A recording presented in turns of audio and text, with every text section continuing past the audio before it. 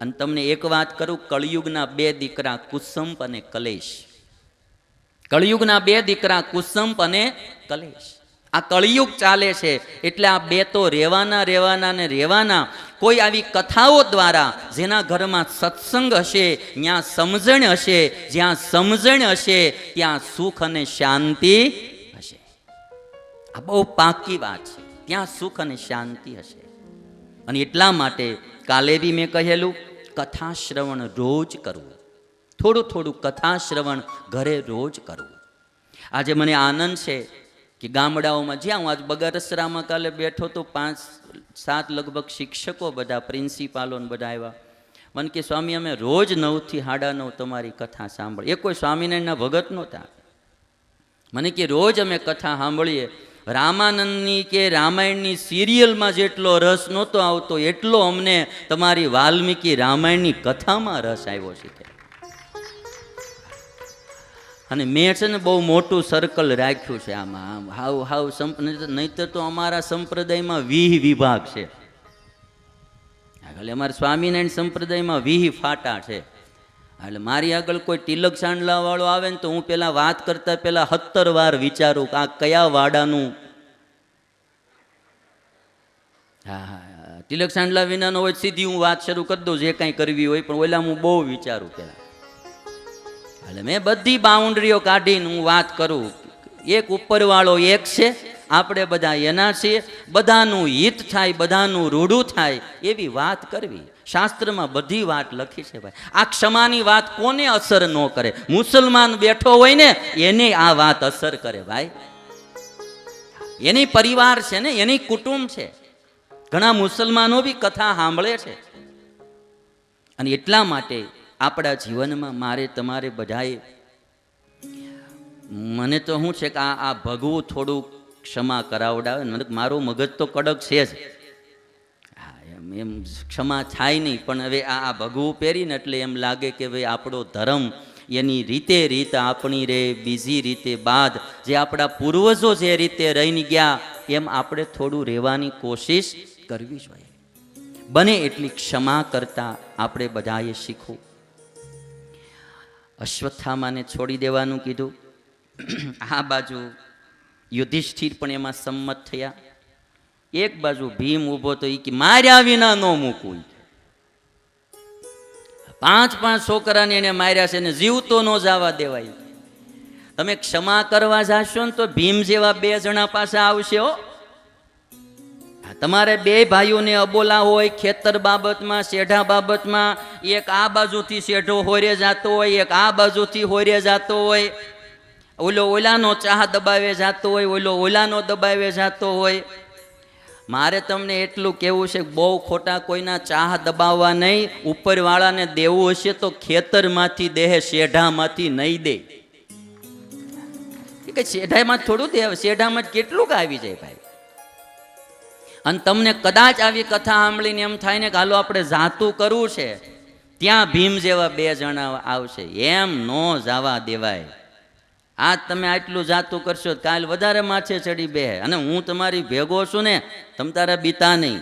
આ ભીમ જેવાથી સાવધાન રહેજો. બોલ્યો ન જવા દેવાય. કૃષ્ણએ વચલો રસ્તો કાઢી દીધો અર્જુનને કે જો તારી પ્રતિજ્ઞા છે કે હું અશ્વત્થામાને મારીશ અને બ્રાહ્મણને મરાય નહીં. 2 વાત છે. એક બાજુ આકતાઈને મારવામાં વાંધો પણ નહીં, એક બાજુ બ્રાહ્મણને ન મરાય એ પણ મારું શાસન છે. માટે એમ કર, એની જે મણી છે ને એ મણી તું કાઢી લે મસ્તક ઉપરથી અને એનું અપમાન કરીને કાઢી મૂક.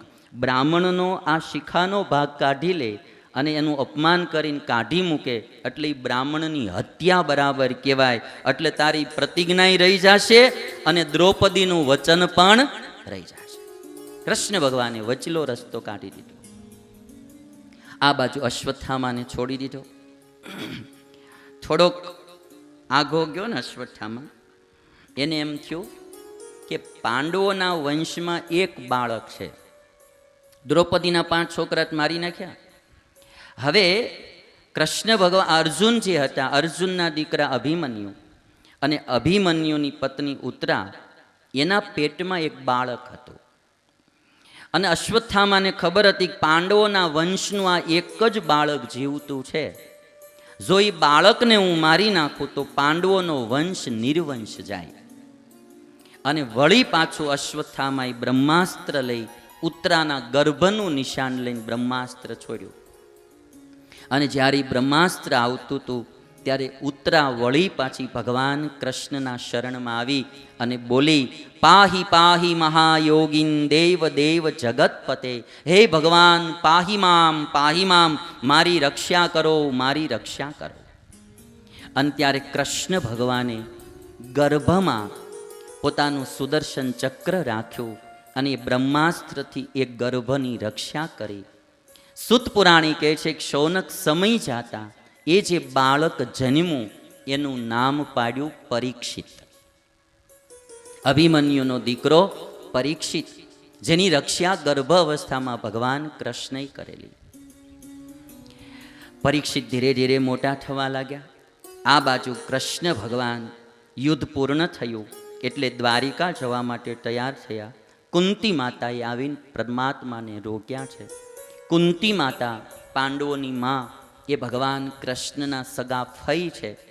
ભગવાન કૃષ્ણને કહે છે કે પ્રભુ તમે જાઓમાં, જ્યારે જ્યારે અમને દુઃખ પડ્યા ત્યારે ત્યારે તમે અમારી સાથે રહ્યા અને હવે અમને હસ્તિનાપુરનું રાજ મળ્યું અને તમે અમને છોડીને જતા રહ્યો. આ સુખ કરતા તો ઓલું દુઃખ સારું હતું કે જેમાં તમે અમારી ભેગા હતા. કુંતી માતા કહે છે કે હે દેવકીના નંદન, તમે અમને છોડીને ન જાઓ. વિપદ સંતુ નઃ શશ્વત તત્ર તત્ર જગત ગુરો ભવતો દર્શનમ યત સ્યાત અપુનર્ભવ દર્શનમ. કુંતી માતાએ દુઃખ માગ્યું છે કે અમારા જીવનમાં અતિશય વિપત્તિ આપો. આ દુનિયામાં એક એવી નારી નીકળી છે કે જેણે ભગવાન પાસે વિપત્તિ માગી કે હે ભગવાન વિપદ સંતુ નઃ શાશ્વત. આ ભાગવતનો શ્લોક બોલે અમારા જીવનમાં અતિશય મુશ્કેલી આપો. કૃષ્ણ ભગવાન કહે છે ફઈબા તમે જીવનમાં કષ્ટો ક્યાં ઓછા સહન કર્યા છે. અને ત્યારે કુંતી માતાએ એટલું કીધું કે જ્યારે જ્યારે સંકટ આવ્યું ને ત્યારે તમે અમારી સાથે રહ્યા.